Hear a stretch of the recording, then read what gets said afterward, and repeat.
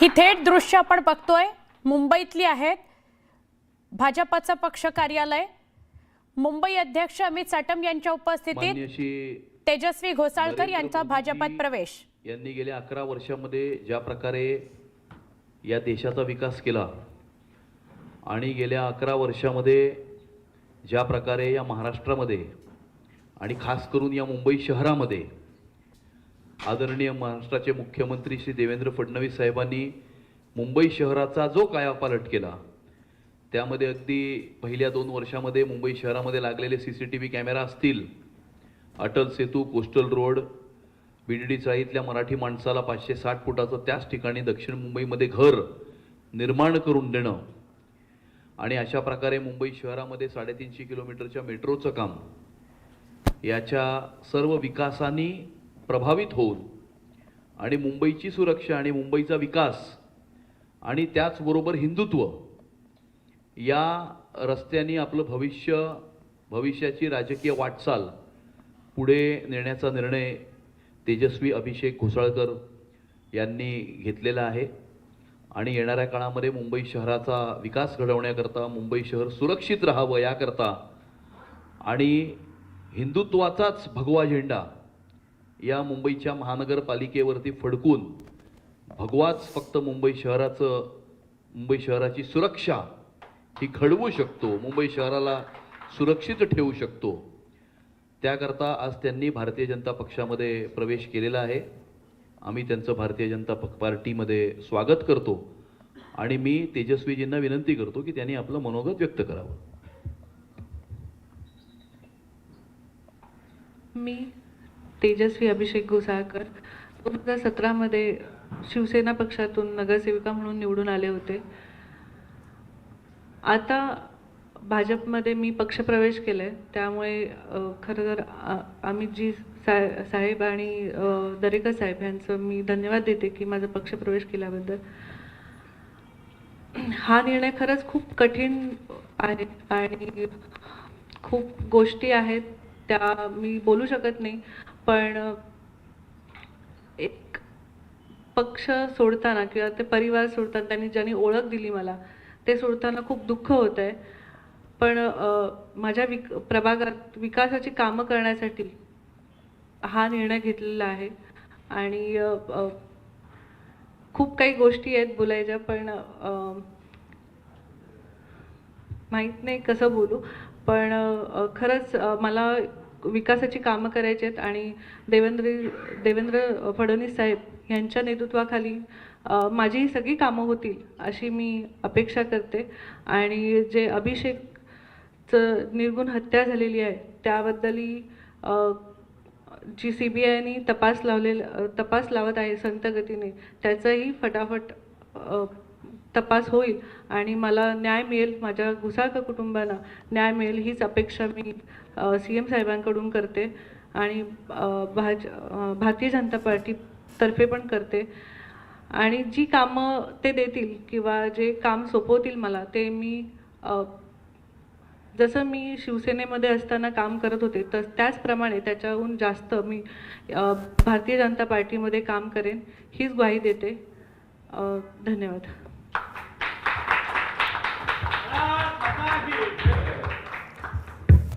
भारतीय जनता पार्टीचा जय हो।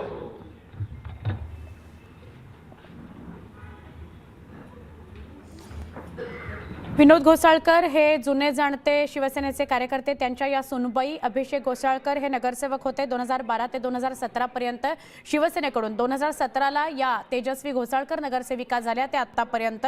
तेजस्वी घोसाळकर यांचा वॉर्ड क्रमांक 1 आहे।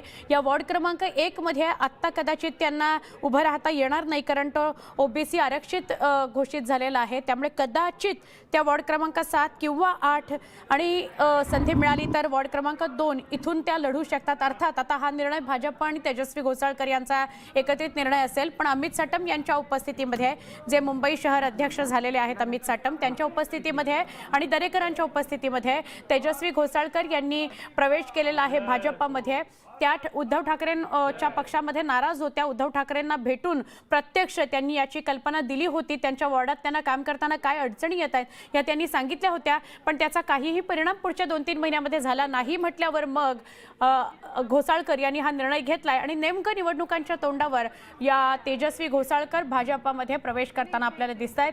मुंबईच्या भाजपच्या कार्यालयामध्ये त्यांचा प्रवेश झालेला आहे. त्यांनी त्यांच्या कार्यकर्त्यांसह भाजपमध्ये प्रवेश केलेला आहे.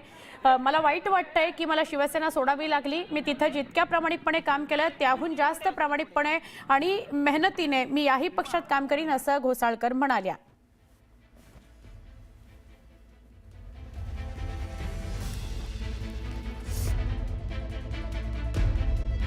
सुरुवातीला एक मोठी बातमी. मुंबई महापालिकेच्या तोंडावर उद्धव ठाकरेंच्या शिवसेनेला मोठा धक्का बसलाय. ठाकरेंच्या शिवसेनेच्या नेत्या तेजस्वी घोसाळकर यांनी भाजपमध्ये प्रवेश केलाय. भाजपचे मुंबई अध्यक्ष अमित साटम यांच्या उपस्थितीमध्ये हा पक्ष प्रवेश झाला. तेजस्वी घोसाळकर या ठाकरेंच्या शिवसेनेमध्ये नाराज असल्याची चर्चा गेल्या काही दिवसांपासून दबक्या आवाजात सुरू होती आणि या नाराजीतूनच त्यांनी उबाठा शिवसेनेला रामराम केलाय. के लिए होते, राष्ट्र के लिए होते और आने वाले समय में विकास और सुरक्षा को ध्यान में रखकर आने वाले समय में मुंबई शहर को आगे लेकर जाने के लिए ये मार्ग उन्होंने चुना है. यूबीटी में रहते हुए ऐसी क्या दिक्कतें उनको पेश आ रही थी, कौन सी ऐसी तकलीफ थी कि जिनको बीजेपी में आना पड़ा है, क्या कुछ आपका डिस्कशन हुआ?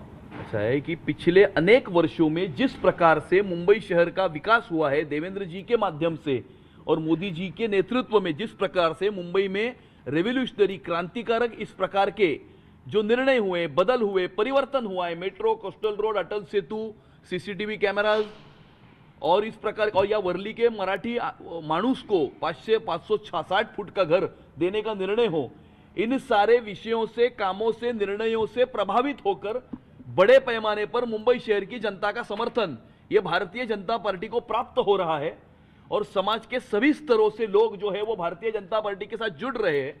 हाल ही में हमने मुंबई का जाहिरनामा बनाने के लिए एक सर्वे किया था जिसमें 2,65,000 मुंबईकरों ने अपनी राय जो है, अपनी सूचना जो है वो हमें दी थी और उसमें से 1,45,000 लोगों ने भारतीय जनता पार्टी के साथ काम करके इस विकास की यात्रा में सहभागी होने की इच्छा भी प्रकट की है.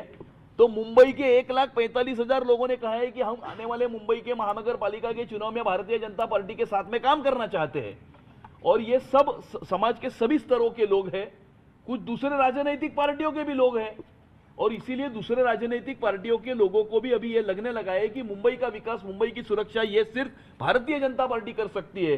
नरेंद्र मोदी जी के नेतृत्व में और देवेंद्र जी के मार्गदर्शन में ही ये हो सकता है और इसीलिए बड़े पैमाने पर भारतीय जनता पार्टी को मुंबईकरों का जो समर्थन है वो प्राप्त हो रहा है. आज मुंबई के कई इलाकों में होर्डिंग्स नजर आ रहे हैं, ऐसे पोस्टर्स नजर आ रहे हैं जिसमें ये उल्लेख है कि मुंबई के लोगों को, खासकर मुंबई के मराठी लोगों को अपील की गई कि आप साथ आइए, अस्तित्व की लड़ाई, वरना मुंबई जो है वो चली जाएगी गुजरात में. अस्तित्व की लड़ाई मुंबई की नहीं है, अस्तित्व की लड़ाई कुछ परिवारों के अस्तित्व की लड़ाई है और इसीलिए मैं ये कहना चाहूंगा, मेरा इनको चैलेंज है, जिन्होंने ये पोस्टर लगाए हैं उन्होंने 25 वर्ष मुंबई की महानगर पालिका में राज किया है.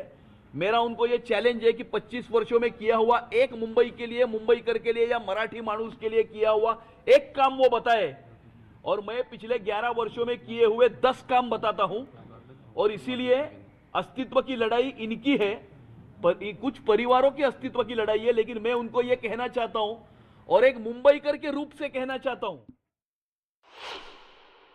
हा निर्णय खरंच खूप कठीण आहे आणि खूप गोष्टी आहेत त्या मी बोलू शकत नाही, पण एक पक्ष सोडताना किंवा ते परिवार सोडताना, त्यांनी ज्यांनी ओळख दिली मला, ते सोडताना खूप दुःख होत आहे. पण माझ्या प्रभागात विकासाची कामं करण्यासाठी हा निर्णय घेतलेला आहे.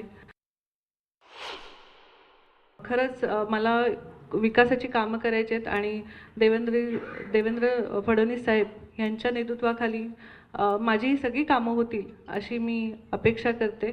आणि जे अभिषेकचं निर्गुण हत्या झालेली आहे त्याबद्दलही जी CBIने तपास लावत आहे संत गतीने, त्याचाही फटाफट तपास होईल आणि मला न्याय मिळेल, माझ्या घोसाळकर कुटुंबाला न्याय मिळेल हीच अपेक्षा मी CM साहेबांकडून करते.